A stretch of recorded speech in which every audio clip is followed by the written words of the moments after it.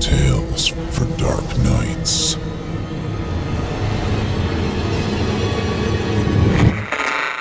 Want to make sure you never miss a Chilling Tales for Dark Nights video again? Be sure to subscribe and hit that bell to turn on notifications. Chapter 3. Who Needs Enemies?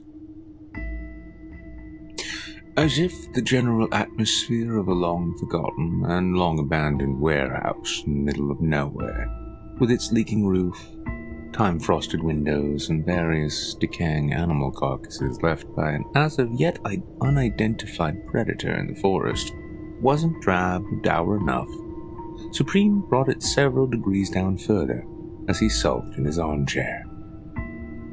He had decorated it with a number of other items he deemed essential for his survival, including furniture, some entertainment products, a generator, and some other various necessities, and yet there he sat in his one old chair sulking. After everything he had done, or at least fancied that he'd done, to now be made such a fool of and be seen as possibly a Nazi even, felt flatly unfair. For days, he stewed in that rank, echoing structure, needing neither to eat nor sleep, and battling with himself regularly, attempting to exercise self-control and not stay glued to his phone. They say any press is good press, but they also say no news is good news, and knowing nothing of how any of that even worked, Supreme had developed a superhero-sized anxiety attack, wondering if he'd ever be able to show his face in public again. Though the headlines from more major news outlets bothered him enough on their own, it was ultimately the memes which got to him the worst. Every conceivable rendition of him with Hitler's mustache, some SS uniform, or any other imaginable fascist iconography had been photoshopped and spread like wildfire throughout the internet. Almost more frustrating, however, was there was next to no talk or discussion about how he'd flame-broiled a good number of them right on the street.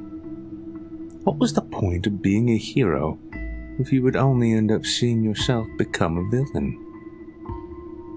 His frustration mounted and once again boiled over, resulting in Supreme randomly grasping at a large piece of rusting pig iron weighing an easy half-ton and flinging it off towards a far wall. Not intending to do so, his action resulted in the punching of a large hole in the concrete wall, which sent both a large plume of dust shooting out in all directions as it fell, but also a family of birds scattering into the wind, as though they too were abandoning him. He sighed, feeling utterly defeated and without so much as an enemy to defeat him. Without enemies, without even friends, knowing that the few people he used to hang around with would now just see him as that super-powered guy they know, Supreme felt utterly alone. The annoying self-critical voice in the back of his and everyone's head made a point of pointing out that he was seeking a sort of fortress of solitude, and in the purest sense, he'd found it. This only served to annoy him further. Part of him felt like jetting off to some war zone to simply blow off some steam, tearing into whoever looked like they were on the wrong side, but realized that even this would likely just draw more unwanted attention. It wasn't that he didn't want attention, as much as he simply wanted a different kind of attention than that which he was presently enduring. Despite any either long or short-term solutions he could come up with, there felt as though there was nothing that could be done at this point that wouldn't make this situation worse.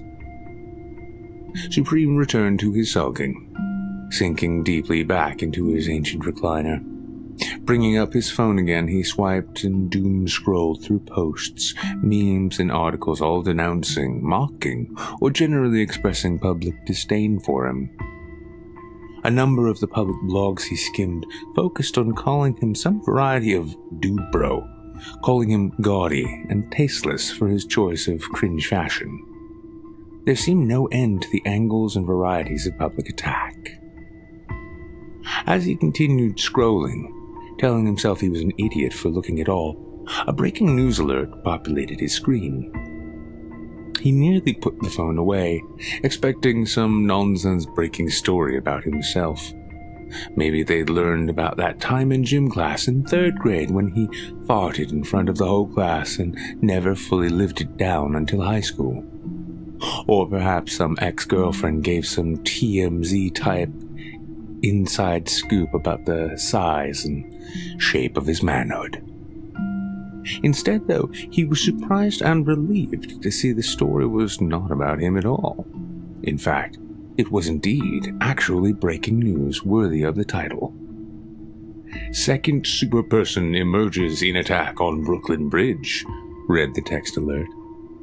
Supreme wasted no time in pulling the story up, cursing slightly as the spotty data service caused the video feed to buffer.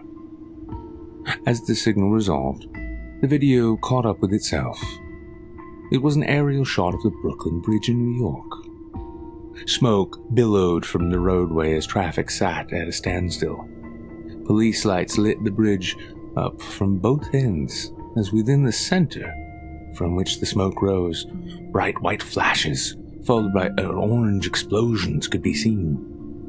At the middle of it all, Supreme could just barely make out the shape of a man. A man in a strange outfit, which looked to be made of metal. The reporter on the feed did his best to narrate the situation on the screen. "What we're seeing seems to be some kind of armored individual.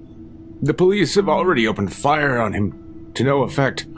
Whatever kind of weapons these are they're using, they've already blown up several cars along the bridge. Currently, there is no word on possible injuries or deaths, but the situation down there is extremely tense and very dangerous. This all comes on the heels of questions regarding the superpowered individual known as Supreme and his alleged connection to white supremacists." Supreme shut his phone off once more and raised an eyebrow. Had a villain emerged? Or perhaps another hero? Did Supreme inspire others to follow in his footsteps, or had his public relations nightmare given the impression that he was the villain in need of a hero to confront him? These questions milled about in his head, forcing out the previous senses of failure, defeat, and aggravation. He was simply too curious. So, rising from his seat, he took to the air, jetting out of the hole he had created in his fit of anger and up into the sky, southward bound for the city that never sleeps. It took him little time, under an hour in fact, before he found himself flying above the dense and widespread lights of New York City. Not sure precisely where the bridge was, it was upon catching a few flashes of bright white and then orange light from the corner of his eye that his destination announced itself. Sure enough, from the center of the large suspension bridge, black smoke continued to pour upward and off into the wind. Turning, Supreme flew at incredible speed down to the source of all the commotion. Landing amid the smoke and ash, which nearly blacked out the bridge entirely, Supreme took a deep breath in, wishing he had done so prior to landing as the soot and ash coated his throat most disgustingly. With a short cough, he let out a powerful breath, which cleared the area.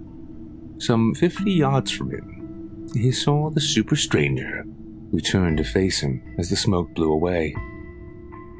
Whoever they were masked and armored, looking almost more like a walking tank than a person. A dark hunter green, the outer shell of the armor shined as though brand new. From head to toe, every inch of their body was covered in the green plating, with the helm being itself a smooth round headpiece with 2 orange slits where the eyes should be. Along the forearms, large double-barreled weapons of some form sat atop the arms, barrels flush with the wrists. Along the bottom of the right forearm, a single tube with a glowing pilot flame suggested a flamethrower attachment, while along the bottom of the right, small rockets could be observed. Upon the back and shoulders, more cannons and rocket pods were mounted. If there was ever a walking avatar for the notion of overkill, it was standing before Supreme. "Hey! Dickhead Tin Man! The fuck are you doing?" Supreme bellowed. The armored stranger squared his shoulders toward Supreme and began slowly stepping toward him. "Oh, you must be that Nazi guy," he said, his voice clearly modulated by whatever technological nonsense his helm contained. "Fuck you, I'm not a Nazi. Just got tricked, and... I killed a bunch of them. Fuck Nazis," Supreme replied, his face awash in indignity. "Oh well, guess you can't trust everything you hear in the media," the figure said, still approaching. "So what do you call yourself, Chrome Dome?" Supreme said mockingly. "You know, that would make more sense if my helmet was actually chrome, moron." "Moron, huh? How about fuck you then?" Supreme hissed, his eyes glowing. "How about fuck you instead?" the armored figure said, his rockets and gun all taking aim at Supreme, who laughed derisively at the futile gesture.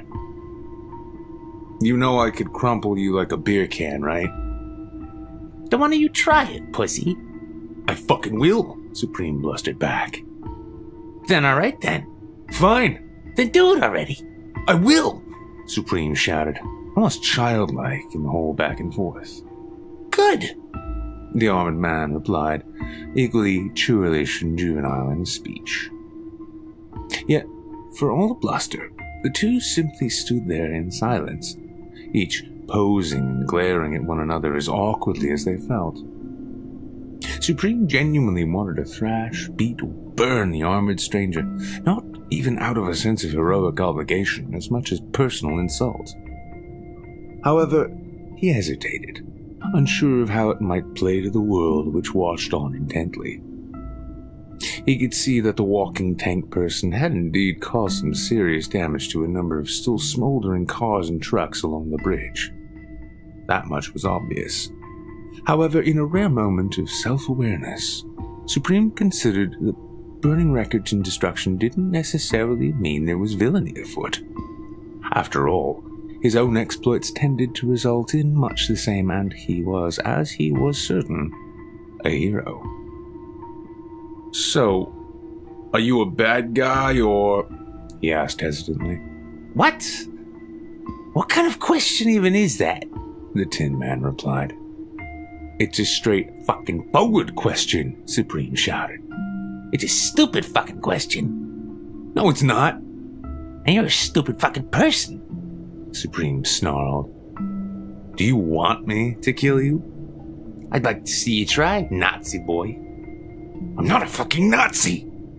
Supreme's eyes flared again, yet still, he didn't move.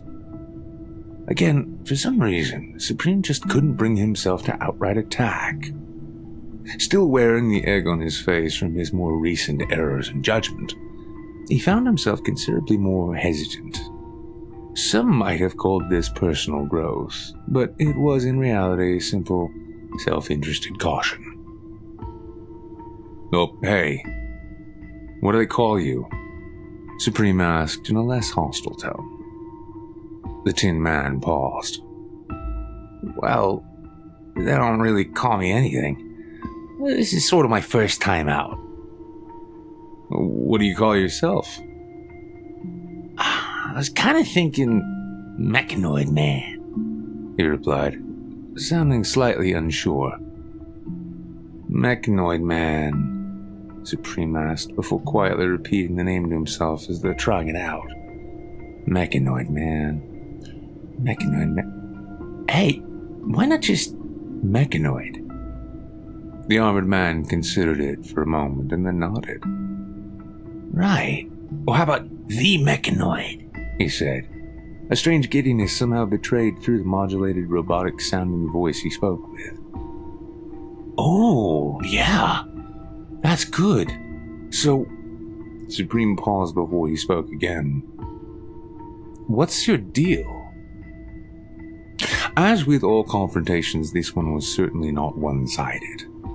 And as Supreme stood sizing up and trying to figure out his opposition as best he could, opposite he, within the thick shell of experimental military power armor, with all of its servos and shielding and weaponry, stood a man who was quite honestly terrified, but who had also spent enough time within the gladiator academy known as Rikers Island to know not to show it.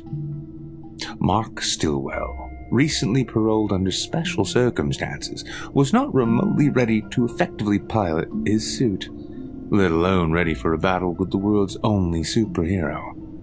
If he hadn't already sweat out every remaining drop of moisture in his body, he'd have likely peed himself considerably more than he did. The designers of the suit clearly foresaw such a likelihood, in that the suit itself immediately absorbed his sweat and piss, processing it into potable water for him to drink to stay hydrated.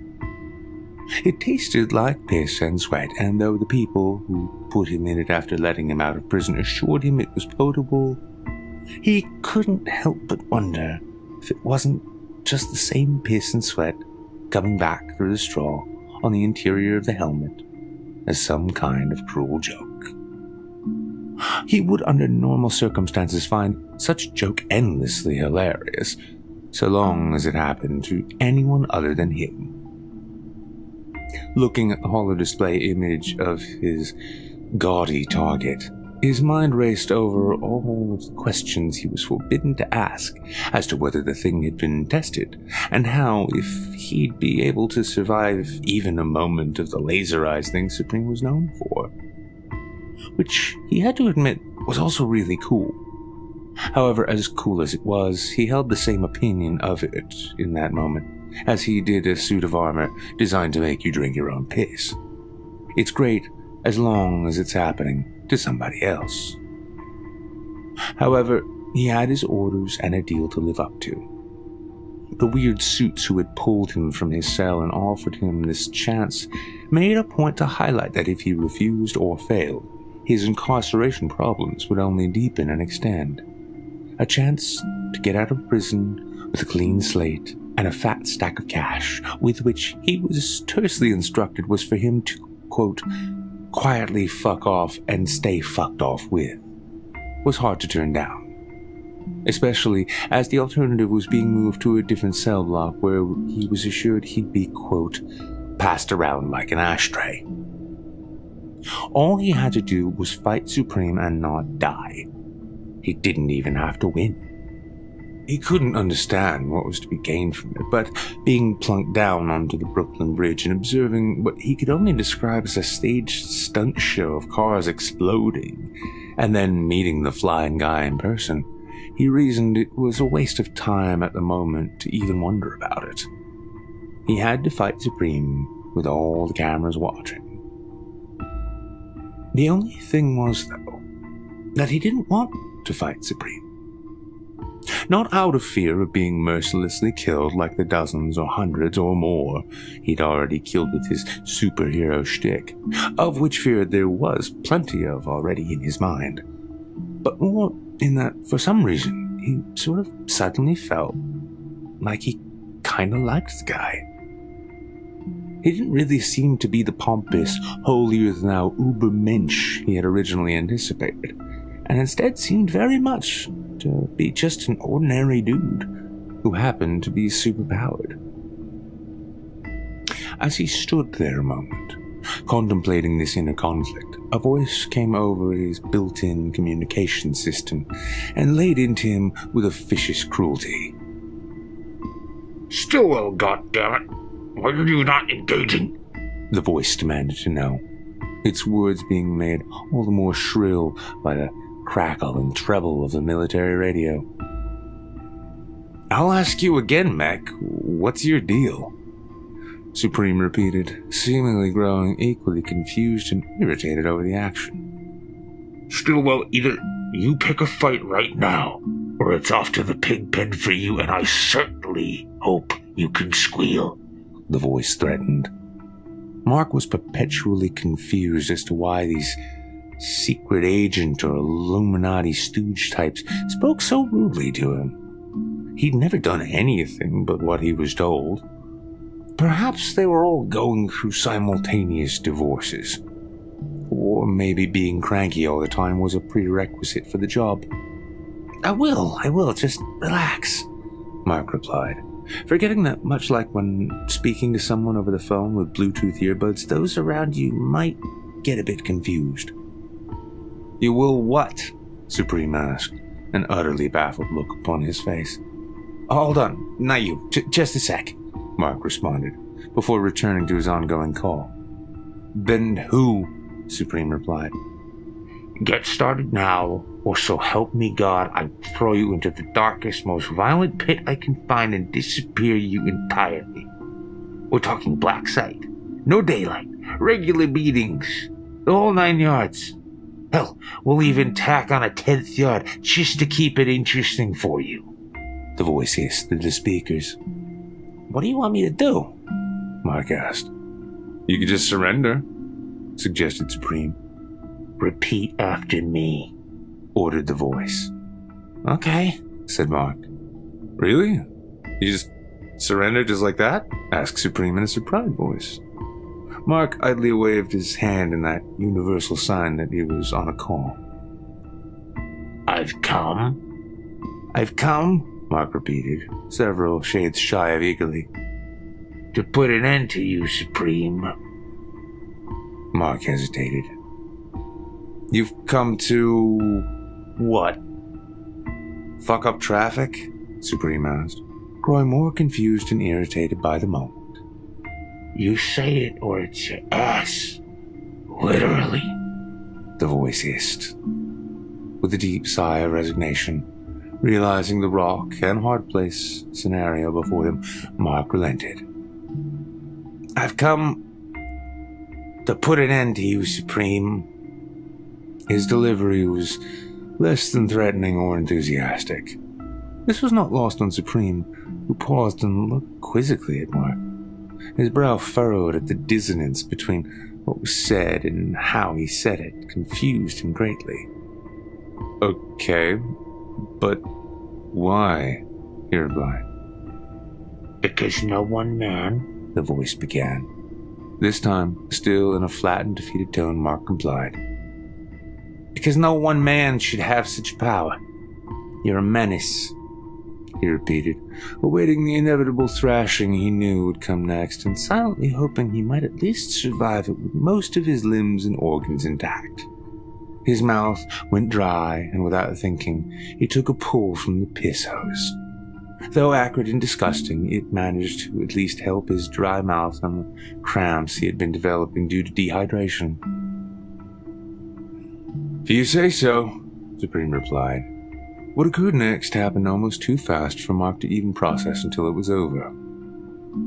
As he stood in place, awaiting the red-hot blast from Supreme's laser vision, he was suddenly jolted and thrown off his feet. The impact felt like taking a gut punch from a Buick, which it in fact was. Well, in actuality it was a Kia, but the experience was really quite the same. His armored body flew backwards as the small compact car which Supreme had thrown pushed him first into the air and then down onto the concrete with a bone-rattling crash. All manner of alarm lights and beeps filled his helmet with instantaneous damage and injury reports, none of which he had even a moment to observe, as the car which had knocked him down in the first place came crashing down to rest upon his upper body.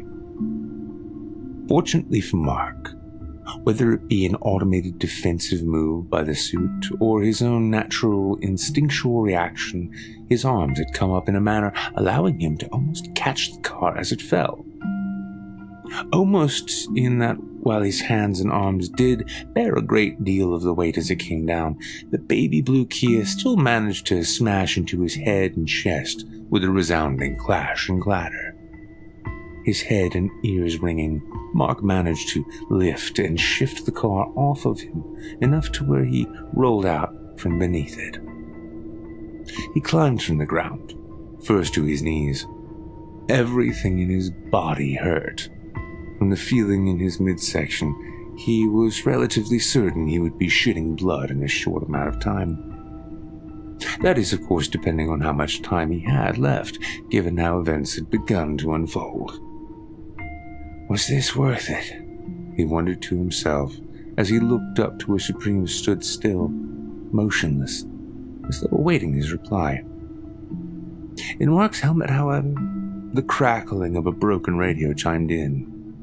This time, there were not words to chastise, order, or threaten him, but rather several hisses and buzzing noises. These continued for a moment until the communication system finally gave up and died, much to Mark's temporary relief.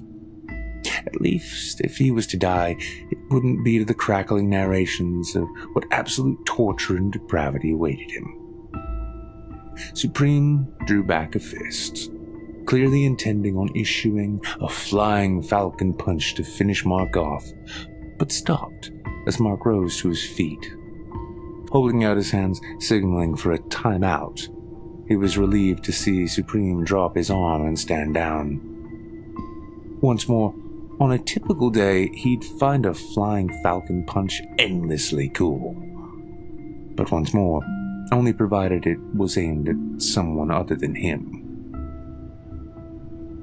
After throwing the car, Supreme stood motionless, wondering if his opponent was powerful enough to survive the attack. He had never thrown a car at anyone before. Plenty of other things, but never a car. He was both surprised and, if he was being honest, excited as he watched the now wrecked compact car he had hurled now rising from its resting place. Could he have actually met a real supervillain? Could this be the chance for a challenge he had increasingly been open for? Would a victory over a legitimately superpowered bad guy help improve his overall sullied reputation? As the metal man half-rolled, half-crawled out from beneath the wrecked car, it was clear that the attack had done some damage. He struggled to rise at first, coming to rest on his knees, slightly doubled over. As he rose to his feet, Supreme felt it. The perfect follow-up. The coolest punch of all time. The Flying Falcon Punch. But then, something unexpected happened. Rather than retaliating with missiles or whatever other kinds of weapons he possessed, Mechanoid called for a timeout. He continued to double over, one arm placed on the underside of the flipped and destroyed Kia he had just thrown at him for additional support. Supreme dropped his arm, curious to see what this robo-parlay might be about. Okay, hold on just a second. Time out. Listen, maybe I was wrong, Mark bleated. I'd say so, yeah. So you don't want to fight now? Supreme replied slyly. Not really. You threw a fucking car at me. Why a car? Oh, what did you expect me to do? I don't know. Laser eyes? That seems to be your thing, Mark said between grunts and wheezes. At the suggestion, Supreme's eyes glowed, ready to unleash hell, when Mark put his hands up again, this time in an obvious gesture of surrender. The red glow quickly diminished, and a slight smirk crossed Supreme's face. He lifted his chin so as to literally look down his nose at the pleading opponent. So, what's your name then?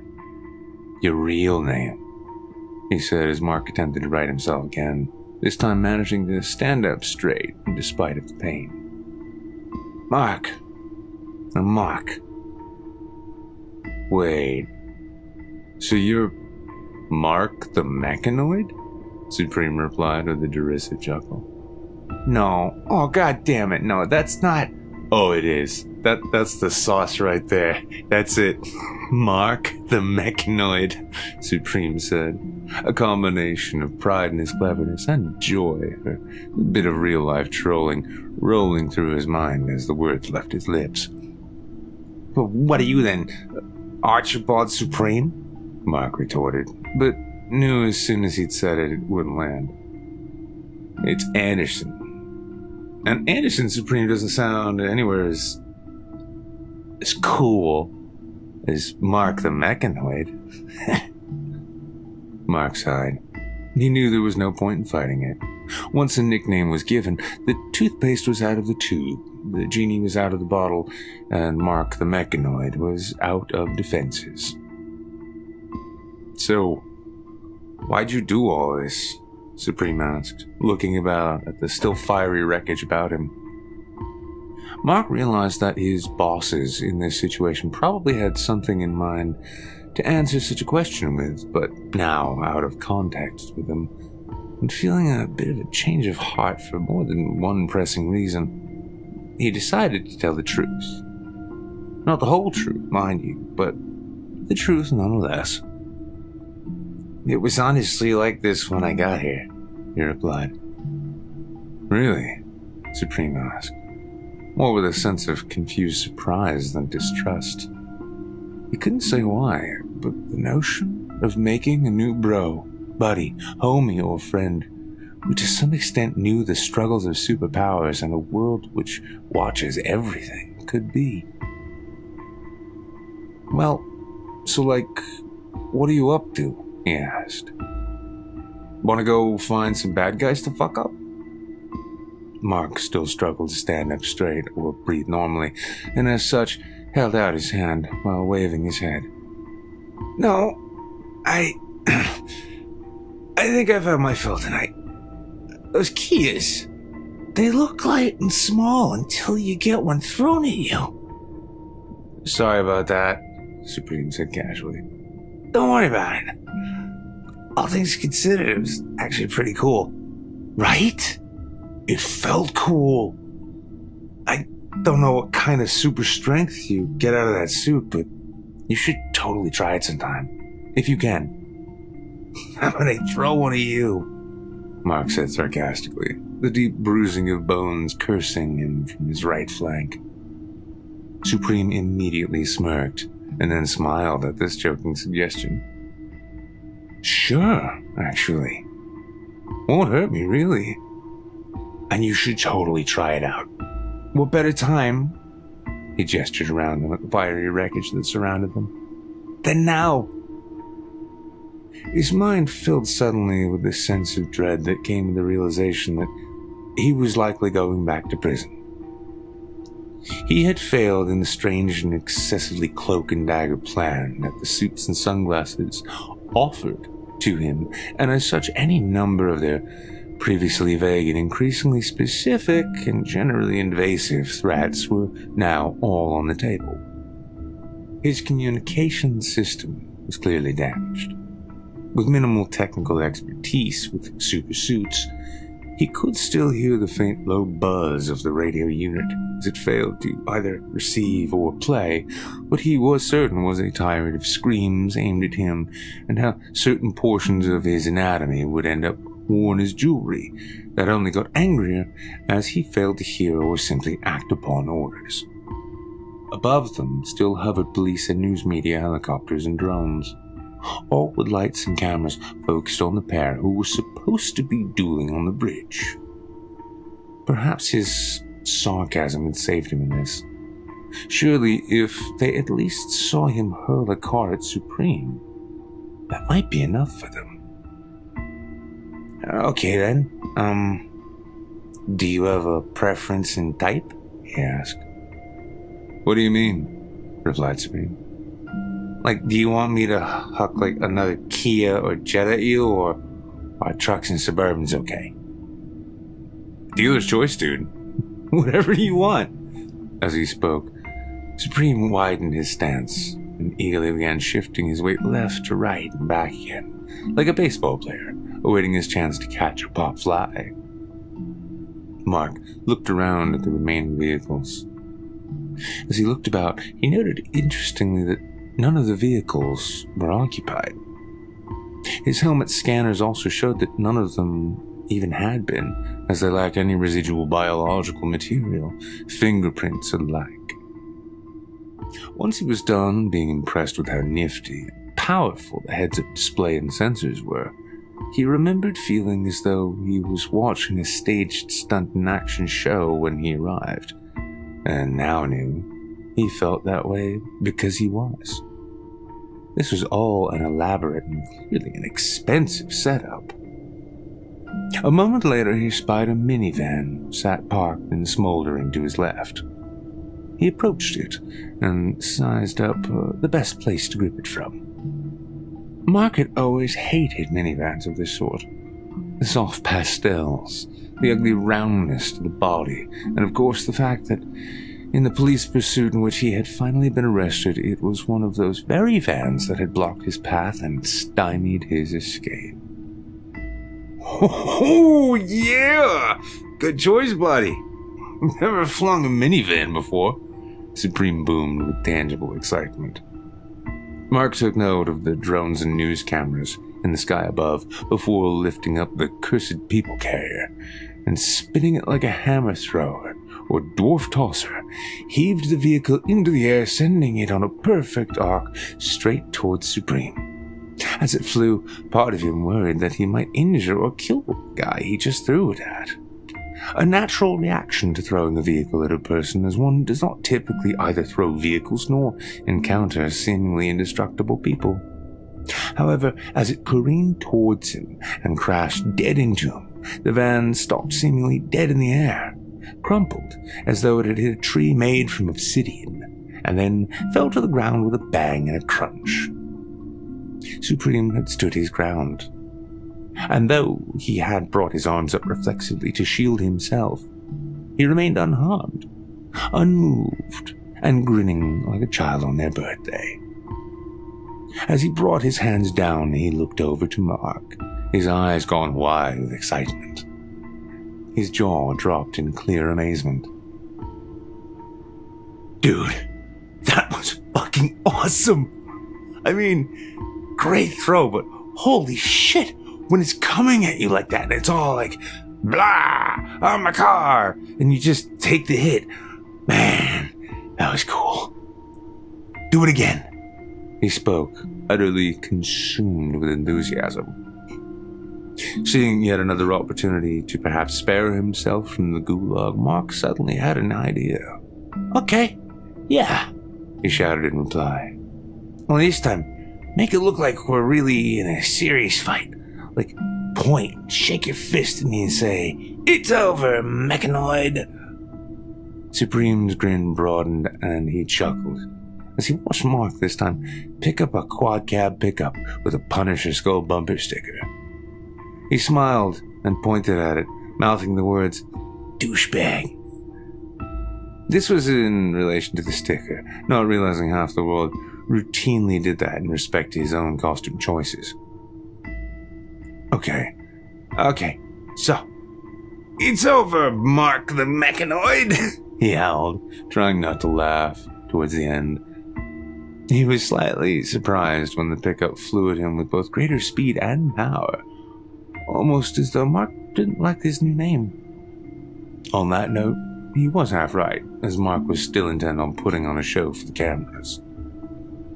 However, Mark found himself in absolute agreement with Supreme, in that hurling cars and trucks at people is in fact very, very cool, so long as it wasn't he whom the car was flying at. In this, Mark decided he was more of a giver than a taker, just before barely managing to dodge the Honda Civic which came speeding toward him at high velocity. Supreme was elated. Oh, dude, that was fucking cool. Come on, throw me another one. I never needed to dodge anything, so I never tried, he bellowed with joy. A mere moment later, and a Volvo sedan hurtled toward him, and in a split second of super speed, he sidestepped the car and turned, allowing it to pass him within mere inches. The sensation of doing a real super battle with a real super opponent, even if it was just play with a new friend, was exhilarating to Supreme. a blessed respite from the routine of hearing his name and deeds dragged down in the news and all the endless hate he'd experience online. Mark, likewise, was enjoying it, despite his sustained bumps and bruises and possible internal bleeding. Additionally, with every cough thrown or unheard shouted utterance by Supreme that would be caught on camera, he felt another inch of space was granted between him and the life of a communal punching bag and concubiness. For the moment, it felt like everything would be okay. Then Supreme upped the ante. Just after the Volvo had come to rest, Supreme shouted out, "Let's see how this works," and upon doing so, let loose a thin, low-powered beam from his laser eyes, which caught Mark square in the chest, sending him hurtling to the ground. From this, he did not immediately rise. "Holy shit, are you okay?" Supreme said, rushing to Mark's side. Mark was himself intact, with only slightly more pain than before. His large problem was that the blast seemed to have knocked his suit offline. He could hear Supreme calling to him from outside, but it sounded more like having someone speak to you whilst sitting in an oil drum than the crisp external audio from before. A graphic of a bar graph slowly filling up came on screen, alerting Mark that emergency backup systems were coming online, but would take a while. He knew in that moment he was actually in the clear. He had somehow pulled it off. He had engaged in battle with Supreme on cameras for all to see, lost, and now all he needed was to await extraction once Supreme left. He was fine. He was better than fine. And as Supreme continued to shout and grow closer to his prone body, asking if he was okay, his own efforts to convey that he was to his new hero buddy were largely in vain, coming through as little more than muffled shouts and howls. Supreme was at a bit of a loss. He could leave Mark the Mechanoid here for the police or whoever to help, but at the same time, with all the misunderstandings between the world and Supreme thus far, how could he be sure his only other, albeit artificially, super-powered friend would be okay? He couldn't even tell if he was okay in the suit at that moment. He had to make a decision. As a hero, he made one. "Okay, don't worry, buddy. Listen, I'm gonna get you out of here. Gonna bring you someplace safe," he shouted down into the now darkened and lifeless helmet. From within, Mark heard these words and began to panic. No! I'm fine, guy. I'm fine. Just leave me be." But it was to no avail. Mark's words were but muted whimpers from behind the helm, and Supreme had already taken to lifting it from the ground. Mark could feel as he was first held aloft by Supreme as they rapidly rose in altitude, then felt as he was shifted to where Supreme merely gripped his shoulder before taking off at what he could feel was a tremendous speed. Fuck, shit, fuck, Mark said to himself, with a myriad of reasons for concern. Firstly, there was the issue that whoever the mystery men were, the cash and freedom in their pockets with his name on them, would likely have no idea how to find him and give him his reward. Secondly, he realized that without any clue as to where he was going, there was little means of making meaningful plans to return, or, should it work out poorly, escape. Finally, the most depressing of matters dawned on him, as it came to his attention that he had absolutely no idea how to remove his suit. He recalled hearing the sounds of mechanics' pneumatic impact guns being used when he was being armored up. All in all, this day had been a bit of a failure. But he was alive, and maybe, just maybe, had made a new friend. Mark pulled greedily from the drinking tube, tasted ammonia, and simply relaxed for the duration of the flight. After some 20 or so minutes in the air, lights and readouts began slowly coming back to life in his helmet. This was equally encouraging and distressing, as on the pointed ladder, while he was getting mobility back, he now could also clearly and with robotically enhanced vision see the world far below his very feet, hurtling by at high speed. Mark had always dreamed of one day going skydiving, but after this experience he felt quite okay living out his days never leaving the ground again. He looked up to Supreme, who flew through the air whilst gripping Mark's armor by the shoulder with one hand. Though he was clearly indestructible, Mark thought it funny that at such speed even his face rippled and blew with the passing wind. His sudden jostling alerted Supreme to the fact that Mark was back, and looking down he smiled to him and spoke. "Hey buddy, glad you joined us," Supreme shouted, his voice just barely audible over the din of the wind at speed. My suit shut down for a while," Mark attempted to reply. "What?" Supreme asked, his super hearing clearly no match for the cacophony of high-speed wind. "So, increase volume?" Mark asked, hoping the command might work. It did. However, rather than requesting his speaking volume specifically, the machine opted to simply increase the volume on both sides of his shell, resulting in the poor man, who was practically already suffering from an incredible headache on top of many other injuries, to have his headspace utterly filled with the blast of white noise that accompanied.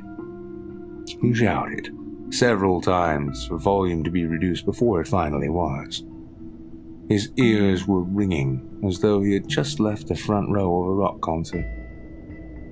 After some further tries, following the pain between his ears to subside just a bit, he managed to raise the external outbound volume so as to speak. He began to say again his suit had shut down, but as they flew, Supreme looked down and bellowed to him. "Here we are," he said, as he brought the two down for a landing outside of what looked to be an old abandoned warehouse of some kind. The windows, those which weren't broken and cracked, were largely stained by time, giving the place an equal parts sad and haunted look. Nature had begun overtaking the place long ago. Yet from the night vision peak he'd managed to grab on the way down, it looked littered with random furniture. Supreme, it seemed, had taken him home. "My suit shut down for a while," Mark yelled, finding his voice still heavily amplified. "Whoa, man, take it down a notch. Well, 3. Anyways, welcome to my secret fortress of solitude," Supreme replied proudly. Mark adjusted his volume to a more reasonable level. "Like his with Superman? But wasn't his like a giant ice fortress or something?" "Yeah, well, would you rather I fly you up to the pole and see how you like the weather?" Supreme said dryly. I get it. It's got potential, if nothing else." "I know, right? Plus, it's just way the fuck out here. And I doubt even the government knows it exists anymore. I figured after your suit went down, sorry about that, by the way, that since the news was already saying that you were responsible for all those blown up cars, you could use a place to lie low. What better place than another superhero's secret base?" He couldn't fault the logic, even if it was completely and entirely, and in a way ironically, off base. He looked about with his mixed night vision, illuminating the area better than broad daylight even could on his internal display, and noted several large discarded cardboard boxes. Through the large half-open bay door that sat along the wall, he noted a very large TV sat before a very old armchair, with various tables, a DJ station, a motion arcade game, and a large black leather sofa scattered around. "Been doing some shopping?" Mark asked, not judging, but certainly pointedly. Yeah. Well, most of this crap is from my old apartment, but I decided I needed to commandeer some basics for living and shit. So as he began, looking closer at the motion arcade game, Battle Driver 2, was that a thing from your place, or was that one of those basics for living and shit? Hey, fuck you, man, Supreme shot back, feeling slightly attacked. Hey man, no judgment on my part. You got some nice shit here. Supreme relaxed a bit. Yeah, thanks. I like to think it's starting to really come together. You ever play Battle Driver 2? No. But I don't think that game would hold my weight, Mark replied, slightly morose, as the game did look like a lot of fun. Pleased with himself for not vomiting due to motion sickness while being carried through the air at speed, he felt very confident he could handle and would probably enjoy a motion game. So, take it off. That's the thing. I don't know how. It's a long story, but, replied Mark, before being interrupted by Supreme. Let me help, Supreme offered happily, as he approached Mark. Taking his large metal arm in his hand, he began to pull. Mark began to scream. No. No, no, no, no, no, no, no, no!